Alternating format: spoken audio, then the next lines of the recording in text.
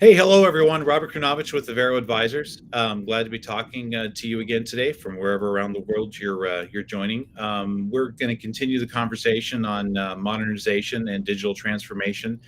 We just came back from the Government Finance Officers Conference and had a great time and great conversations with clients and vendors. I'll talk about that in a little bit. But joining me today is Aaron Cheetah. He is one of our thought leadership as well as part of the firm's leadership as well here at Vero. And good morning, Aaron. Hey, how are you, Robert? How are things? Yeah, good. And I say good morning because I'm located in Phoenix, Arizona. So still just a little bit of the morning here for me, but a lot of you it's already afternoon or evening. I wanted to talk about GFOA overall and how great of an experience that was this year. We were there as a vendor and an exhibitor. And I wanted to give a shout out to the team here at Vero who put together the booth. It's one thing to see it on a computer screen and sort of a rendering as to what it's going to look like. But when you walk in that exhibitor hall on the first day and you start to see that booth, it is very visually stunning. And it was outstanding. It was impressive to me as well. So a big shout out to our team at Vero. We had a lot of interactions with folks, a lot of current clients. We've got some new clients that we picked up at GFOA. We spoke to all the major software ERP vendors about trends going on with them. They asked for a lot of our feedback based upon our experiences with clients. We even talked to some firms that they sort of do what we do, but they don't quite have the depth of experience or the approach to the client relationship forward aspect that we do here at Vero, which I think is the key to our success on a lot of these projects. But it was a great all-around discussion, a lot of great people. And GFOA takes these things very seriously. So this isn't just people that are trying to run through the exhibit hall and pick up as much swag as they want to. These are folks that actually want to interact with you and talk to you, get your opinions, provide some insights. Really an outstanding conference. Glad we had a chance to do it. We'll do it again. But one thing, there's several things that struck me that I wanted to talk about. We talk about digital transformation and modernization. The first one is it's very rare now to run into a CFO or an accounting manager or someone in the accounting work stream who is what we probably would have called traditional 7 or 8 years ago. They're still kind of cautious about modernization and how is that going to affect me. And I sort of like my existing system. It's clunky and it has a lot of workarounds, but it's mine. It's very rare now that we run into that, and that was striking to me. There are a lot of CFOs who aren't technically capable or who have done an ERP replacement in a long time. They are very excited. They're very motivated. They're in this area now where they're actually sort of pushing the vendors, the software vendors, to innovate and provide them with some great solutions. And you've seen us talk about that on the channel as well. And the reason why I have Aaron here is Aaron has a very broad background in a variety of both as a public servant as well as in the private sector as well. So he has a lot of experience being on both sides of the table and even being in an elected position where you deal with these modernization strategies. And sometimes you have to prod the CFO to want to go after this project, but I think that's changed recently, Aaron. I think that it has. I think AI has a lot to do with it because you have some folks on one side that are vehemently against it because they're concerned about their well-being, their jobs, their positions, and their work. And then on the other side, you have those early adopters who are excited about it and they want to learn more. When you start to explore some of these things and just start putting different prompts into some of these AI platforms, you start to learn a bunch of stuff. And I can see where that really reflects back to the vendors, where some of the folks in their industries are looking and saying, I want more. Can you do what this AI platform is doing and save me all of this time? So that's kind of what I'm seeing a lot of. Yeah, it's interesting talking to some of the software vendors. There are some that, unfortunate to say, but I think they're very behind the times. They're still leveraging a product that's been around for 20 plus years. And for good or bad, the product sort of shows that. So there were still some vendors there that they're still holding on to that older audience of a CFO that in their mind either hasn't matured to the next level of expectations for ERP, especially within their organization. And they're still latching on to, hey, the systems work great for 20, 25 years. We don't really offer up a portal for vendors to be able to transact relationships or transact business with the town or the city or the county. And it's not that they don't think that that's a passing fad, because it certainly isn't. But they feel that there are still some of those traditional models out there that they can still serve. And it, for me personally, it's worrisome for me because we see the landscape changing on that. It's not just a mayor or elected board or someone new in leadership in the organization, a director in another area comes in and looks at the way things are being done, and it's like there are a million ways this can all be solved, and especially with service delivery through a modern ERP system. And we really just did not see that at GFOA. These are CFOs and their staff that are really engaged and really wanting to see the solution. And one of the things that we've talked about as well is, for a lot of CFOs, this is a legacy thing, right? For two Right. reasons. They don't want to be the one that 5 years down the road, when they're gone, the organization complains using their name that, well, they're the one who selected this system that we don't like. They're serious about establishing a legacy, even if they're still a few years out from retirement, of, I want this to cap my entire career with this organization, and I want to leave the organization knowing that I've pushed it forward to a degree. Yeah, it's definitely a habit of they want to leave things better than when they found it. And this is definitely one of those times with technology that things are growing so quickly, you can't help but have to move on. You've got a younger generation coming in that's accustomed to using more technology, and they're spreading those ideas throughout the organization. So as a leader, especially as a CFO in that financial world, you can't help but have to absorb some of those things, and they become a little easier to adopt. Yeah, so talk about, in your experience in guiding a lot of our projects, the end user experience, and what they're looking for, especially when they've hired or they're looking to hire new people in, the hunger that folks have for accessibility to data and dashboarding and tools that either they experience in their personal lives, like we always talk about, or they came from another organization, or even the private sector, where a lot of this was taken for granted. It's been there for a long time. Now they're in this organization, and they sort of have that unsatisfied hunger to be able to do more with data with their jobs. Yeah, I would definitely agree. The thing that I say drives most of those decisions is the customer base, the client. They're saying, I want more, I want it faster, I want it easier, all kinds of wants and needs. And so they have to change and have to move on. Best example I can use is the going to the DMV and waiting for an extended period of time. This happens in probably 90% of the states across the United States. But if you were to say, come to Tennessee, your wait at the DMV is so minimal. It's a pleasure to go to the DMV, and it's because they've incorporated some of this new software. Yeah, and you're exactly right. There's a lot of areas that we would usually have considered very traditional conservative approach, and especially at state level of, Mhm. one, we might not necessarily have the funding. It varies from state to state, right? Some states, their revenue models for state shared revenues really push the revenues down towards the cities and the counties. And therefore, the state tends to operate on a very lean budget. Other states, it's the opposite. They're the leader. They try Mhm. and innovate.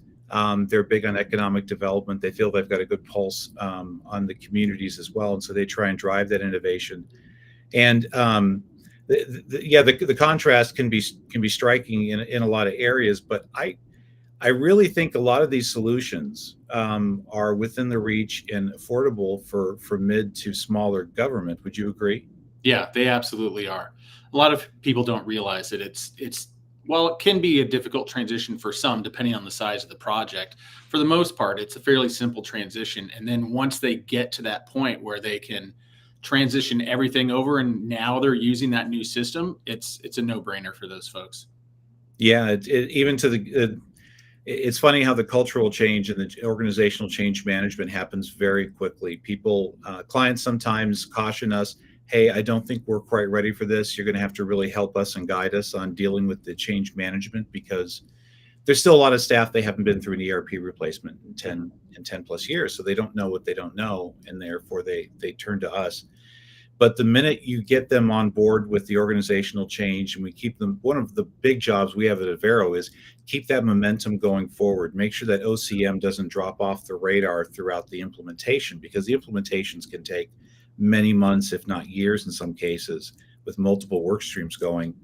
It's easy to look at OCM and go, okay, well, let's set that aside for now because we really need to tackle this. And we're always insistent of this is a constant messaging, both from us as well as the leadership of the organization, and even the software vendor as well, that OCM really needs to play out throughout the entire life cycle of the project. Because once you go live on this product and once everyone's been trained right before go live, the expectation and the bar gets set really high, right? Suddenly 2 months down the road, they can't live without this system that a year ago, they didn't even know that this was going to be possible and how it was going to affect their job. Yeah. I look at OCM as water. We've got to constantly be drinking water throughout the day. And when you start to get dehydrated and you're sweating all of your system, your water, all that stuff is being sweat out of you. By the time you realize, oh, I'm really thirsty, you're already dehydrated. And with OCM, I think it's the same. Is you've got to start off with it and constantly apply it throughout the entire process. I would say that's probably Avero's strongest feature, is making sure that happens. And again, like you had said, keeping the client and their team engaged is what helps to promote a positive and easy transition to that new software platform and that whole ERP system. Yeah, that's a great analogy. I think you're exactly right. It's the thing that you don't miss it until you suddenly realize it's not there, and then it's not that it's too late, but the catch up is precarious. At least it can be. And one of the things we like to be sensitive about with our staff is, local government is already doing a ton of other jobs. They're dealing with resourcing and hiring issues like everyone else is, and so their time is very precious. And they simply just don't have the ability to suddenly change what their staff has to focus on. There's a tempo and a cadence. Let me step back a little bit. There's a tempo and a cadence that we set up, and your team is very good at doing that from the very beginning of the project, so that there's no ambiguity. There's a set level of expectation of this is what I need from your staff today, and this is what I'll need from your staff in 2 weeks.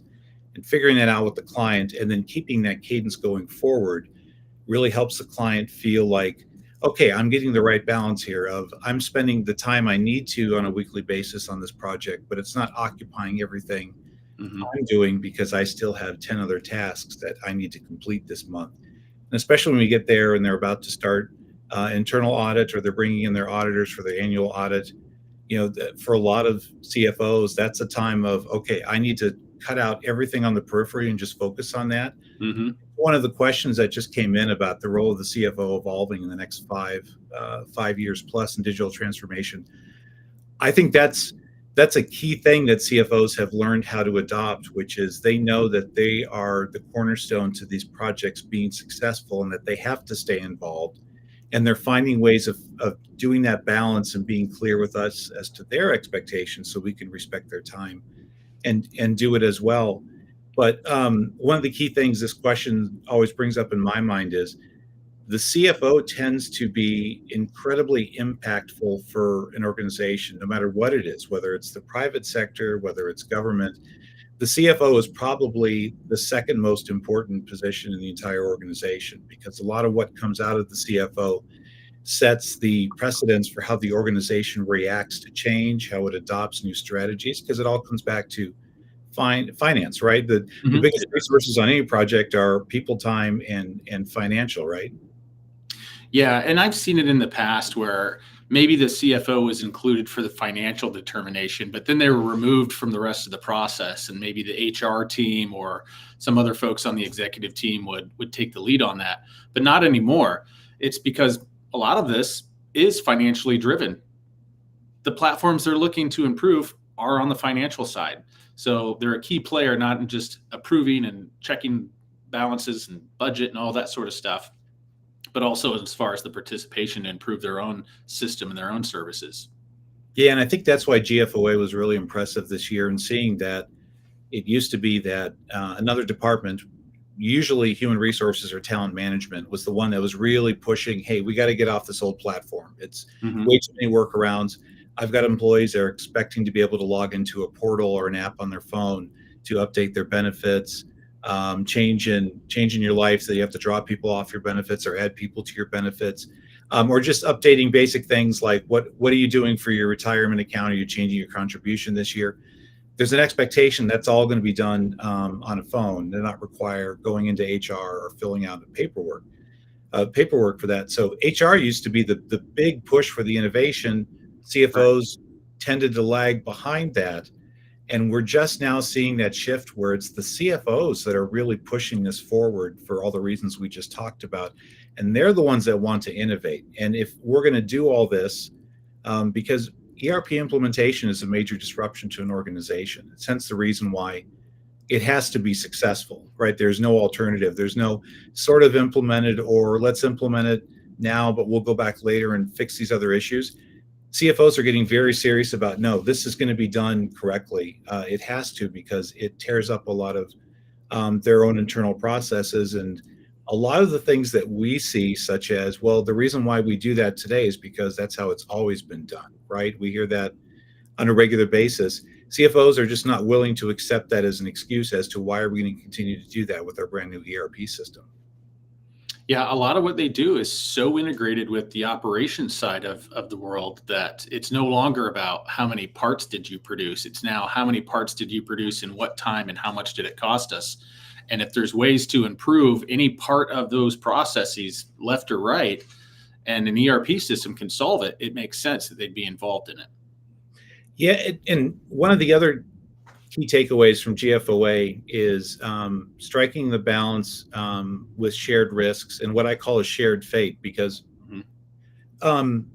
a true partnership, which our clients are looking for, is they're looking for a trusted vendor that they can partner with. True partnerships tend to come from a shared fate, which means you're sharing the risks, you're sharing the outcomes on that. And what we heard in terms of concerns from CFOs as to what they're seeing with software vendors is it just doesn't feel like a lot of time like that software firm is truly wanting to partner with us. And I'll give an example. So risks obviously is, especially enterprise level risks, that's standard language for CFOs. It's a standard language for us. It's a standard language for anyone who's in business, right? I mean, it's Mhm. risks are significant and have a significant impact. So once, and I'm not talking about the contracting stage, legal requirements, contract language, terms and conditions, that's pretty standard. Our clients have a whole variety of things that they do and do not want to see in that. We help guide them through that process and get them landed there. What I'm talking about is the post-contracting and selection process where you've already worked out the scope of work and now you're down to this is the daily relationship and this is how we're going to move forward.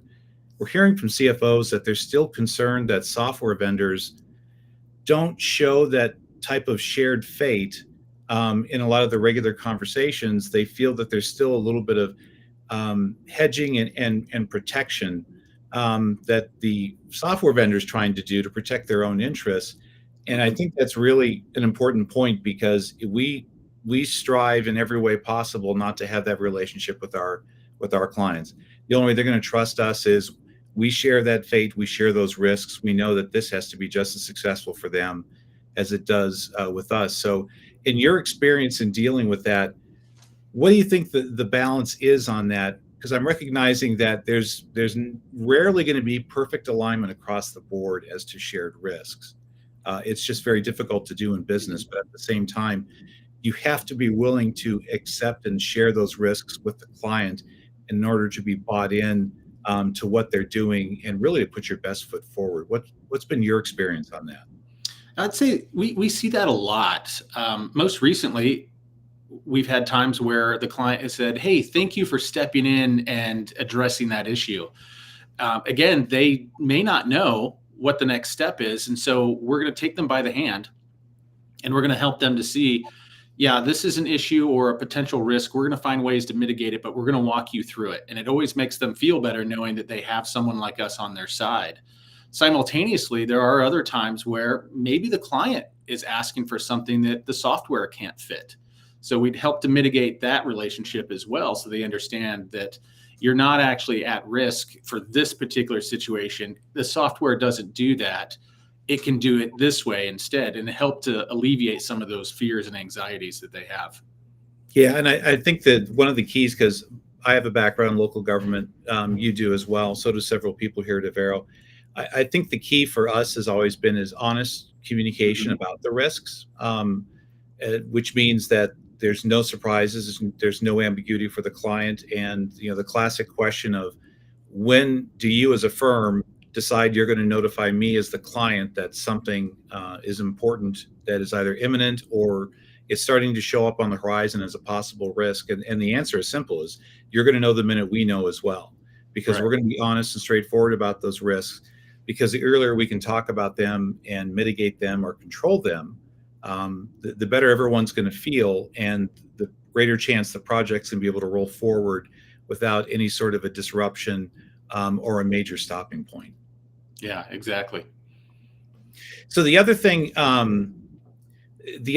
that I still see, especially conferences like GFOA and talking with the software vendors, is there's still this approach that ideally what they like to do is they want to find a way to shoehorn the client into their product, which for me generally I have a problem with, because I need to know from my client, and Avero does this advanced work. I need to know from my client what makes you you. In other words, what are you having to do that's specific to you that has to keep being done this way for a variety of reasons. It's political pressure, your governing body or your elected officials expect that. You have a compliance issue. If you're housing authority, you're taking on a special program that doesn't have clear definitions. You're actually leading the way on innovating a new approach to a problem. And it's just not acceptable to have an ERP system that does not in some way deal with that, and instead forces someone to go back to pulling data into a spreadsheet and doing something manually. So the balance we're trying to find is, we do have some clients that they are 20, 25 plus years into their existing ERP system. And from Yeah. their perspective, anything's going to be better than what they have now. And that's a valid point. Hmm. But at the same time, it's important to capture those. So how do you see that currently in your projects that you oversee, as well as the ones that are coming up on the horizon? How do you balance that? Yeah, we can just shoehorn you into this product and get you live on that, but we need to do our due diligence up front to Hmm. make sure that that really is going to be a good solution for you. Yeah, one thing that I see, and we do this pretty consistently, is really narrowing down the requirements. What is it that they actually need? And then focusing on the core reason of why. I think that really nails it down, so they can say, we're doing this because it's going to make our lives simpler. It's going to make our customers happier, and it's going to make our organization work better, for example, right? So we kind of focus in on that. But then we also want to encourage them, you don't have to be shoehorned into something you don't want. There's lots of offerings out there in the market. There's some that have highly customizable options and some that are just right out of the box. And sometimes right out of the box works. Other times they're going to need more customization. But we try and encourage them to go with the reason for why. This is what you want, then let's look for that. If we can't, then we're going to get as close as we possibly can so that it does make their life easier. Yeah, Lexi has a great question. She just put in there about, do you foresee software vendors changing their stance on this in the future, or is that possible wishful thinking? And the answer, I think, is simple. They're going to have to. Pardon me. I think what clients fail to see, because they either haven't been through an ERP implementation in a while, or because it's very easy to get siloed in local government, is they don't see that they actually have options. And honestly, the software vendors sometimes don't do a great job of letting you know that you do have options. It tends to be, oh, you've got this problem, we'll buy this module. Well, there's a little more to that than just purchasing a module. So I think the software vendors have to change their approach, and we're seeing it with some of them. They gave us some great feedback during GFOA that they're hearing what their clients are saying, and they're starting to adapt to that, so that ERP is not just one platform, but just scaled down to local government size, that they have a variation on that platform, or they have another platform that either they developed or they purchased through an acquisition, that if your population is this amount and your workflows tend to be like this is a great solution for you. Mhm.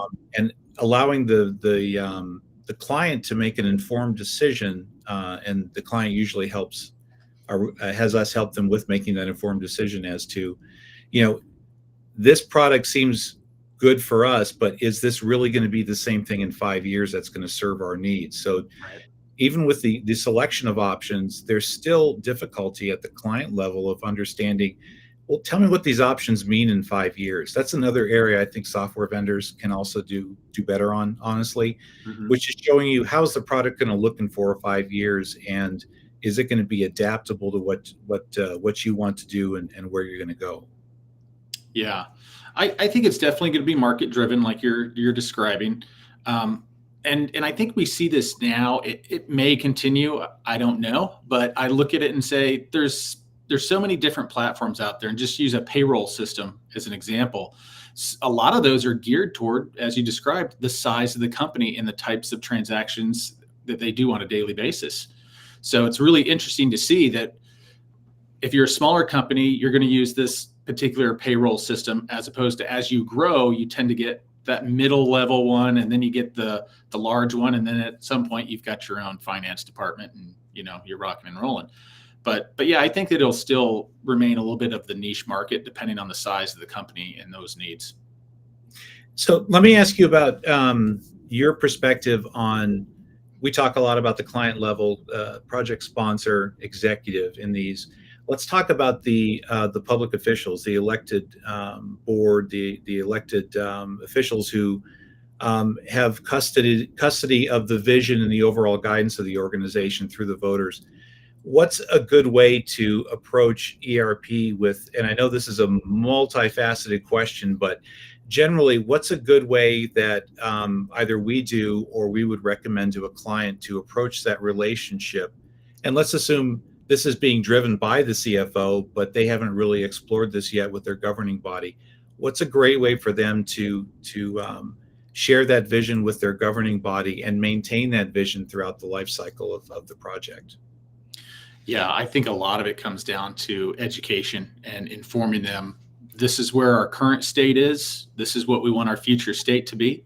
This is a method in which we can get there. And then just continually promoting it that way. Again, you're going to run into some folks that are not technologically adept and some that are. But really, it has to come down to proving, why do we need it? We have a customer base that wants it. We have an entire community that needs it. Here's where we are. That's where we want to go. This is going to get us there, and then promoting it through those means. So let's talk about the complete opposite situation where you have a new mayor or a new council they're the ones that want to push this innovation. And they're the ones that are trying to signal down to their CFO or the city manager or the county manager that, things need to change. There's an expectation out there that's been untapped by the organization. And as an elected body, we're serious about finding the money to make this innovation happen. What would you recommend to a CFO or a city or county manager who's out there that sees this coming up on their horizon? How do they get a handle on that? Information is out there. It's everywhere. I think there's no need to actually reinvent the wheel. It's fairly simple for someone in a city management position, for example, to look to another neighboring city. That's usually where the ideas come from, is they'll see another city nearby that is operating flawlessly. And it's always a question of, how are you all able to do that so easily? Oh, we adopted an ERP system 5 years ago, and that changed the way we did business. And taking those other examples and presenting those to the rest of your board or to your executive team, and showing them this is a solution to helping us to grow. Those usually tend to work the best. Yeah, and another thing that came out of GFOA this year as well is the innovation, again, is really being driven by the finance officers now.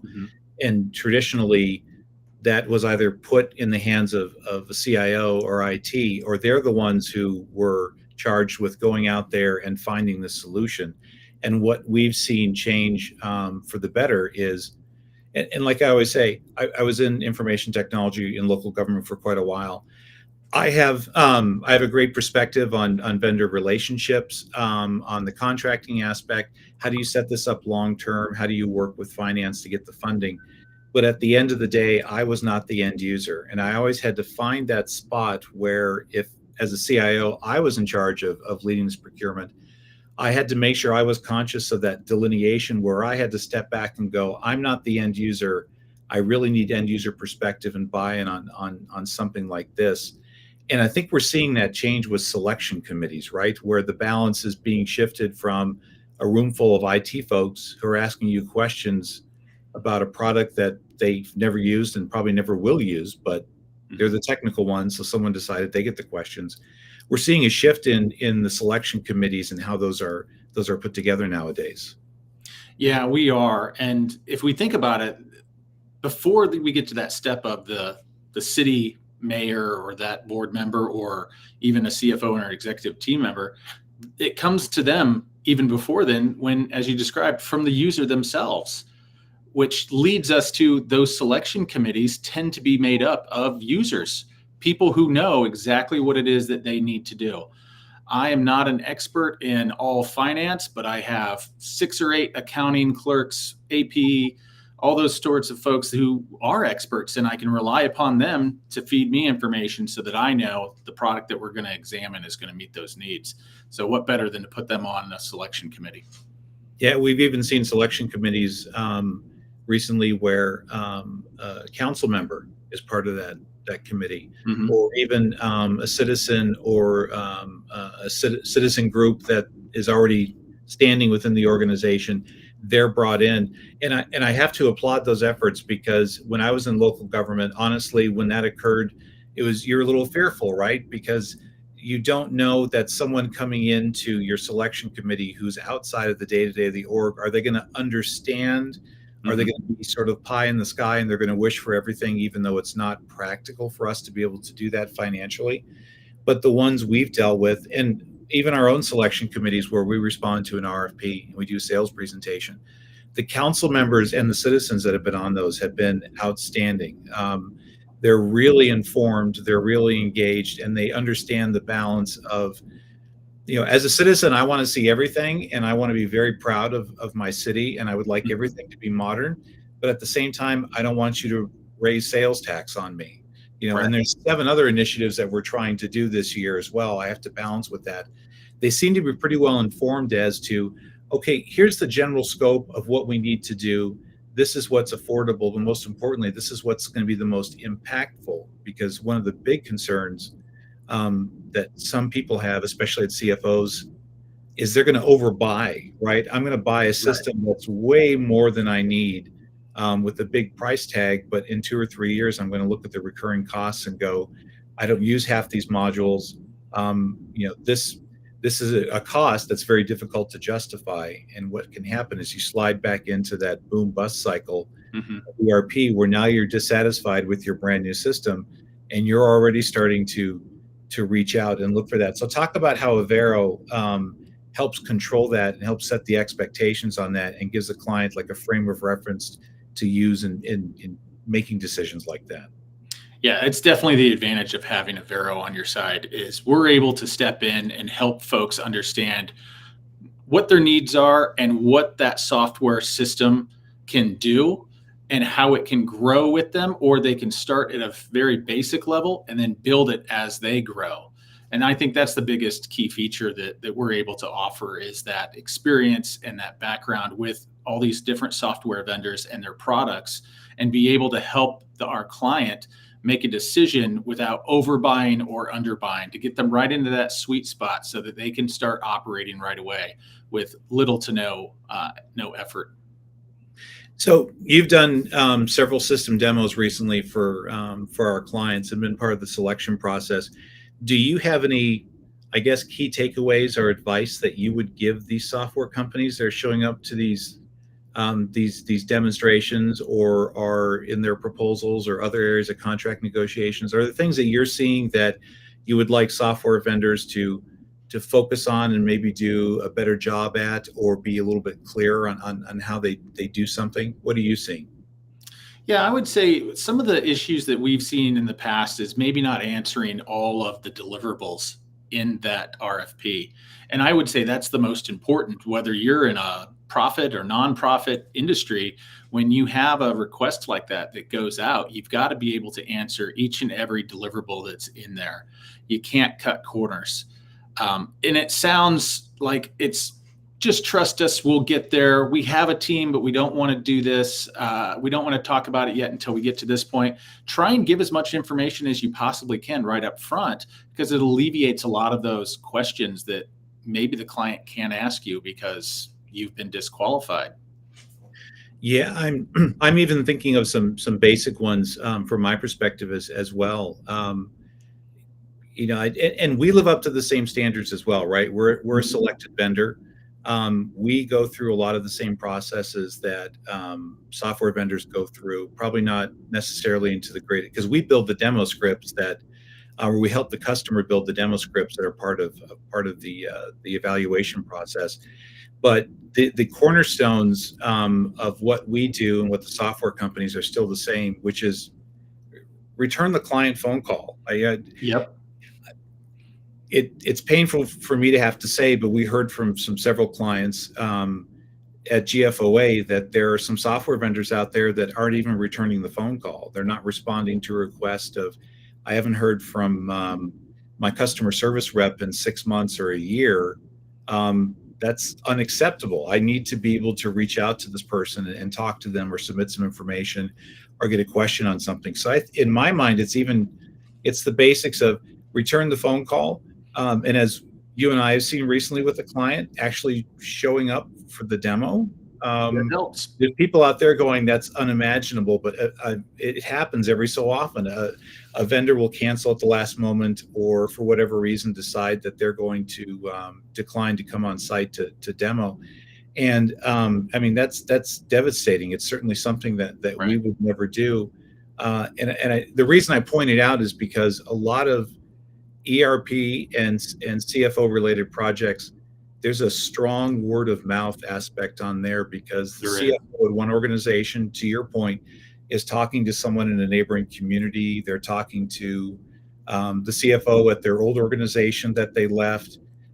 They run into folks at conferences and say, so how was your implementation of this product? And the word of mouth aspect is so critical in this business, because at a minimum, you don't want to come into a selection process with already a stereotype hanging over you as an organization. We had one very large vendor talk to us about, so what are you seeing in terms of your clients when they think of our product? And for me, it was a straightforward answer.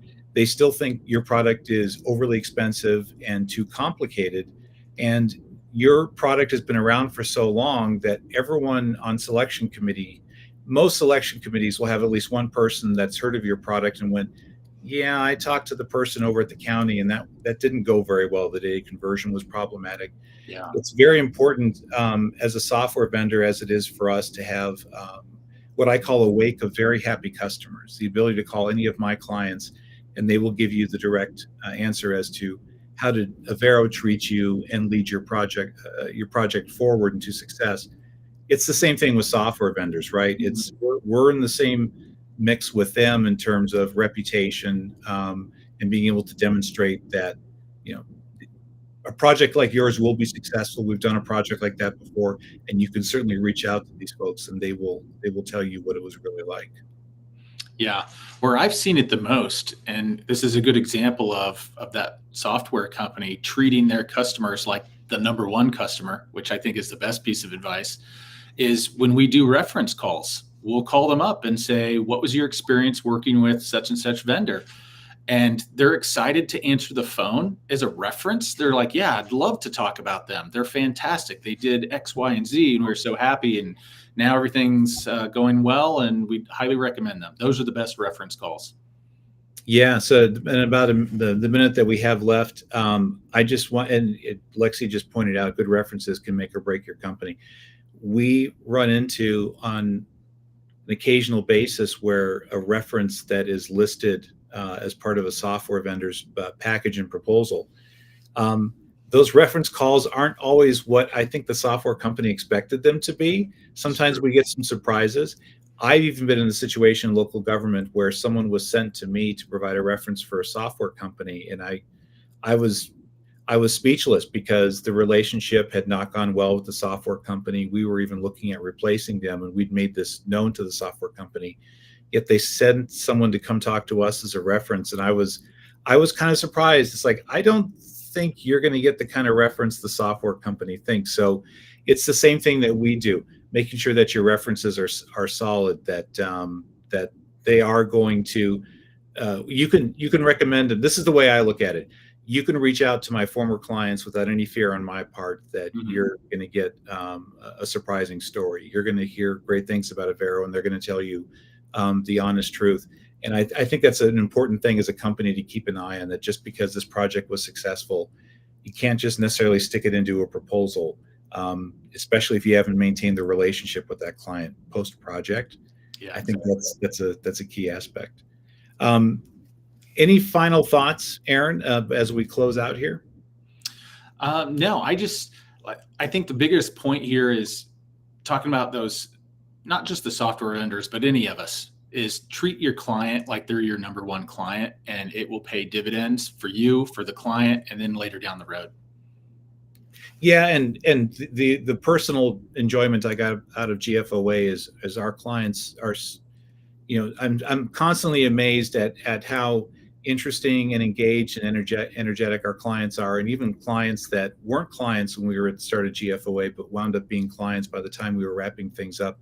I love that variety. I still have the heart of a public servant, so in a lot of ways, I look at GFOA as being, I'm going home a little bit to the folks that I was used to dealing with in a Mhm. prior career, and I'm just still amazed as to how interesting and dynamic our clients are. And like we said at the very beginning, CFOs are really getting bought into using ERP and digital modernization and transformation as a way to solidify their legacy and do what is personally going to be satisfying for them when they leave the organization. Like you said, I left the organization in a much better place than it was 4 or 5 years ago.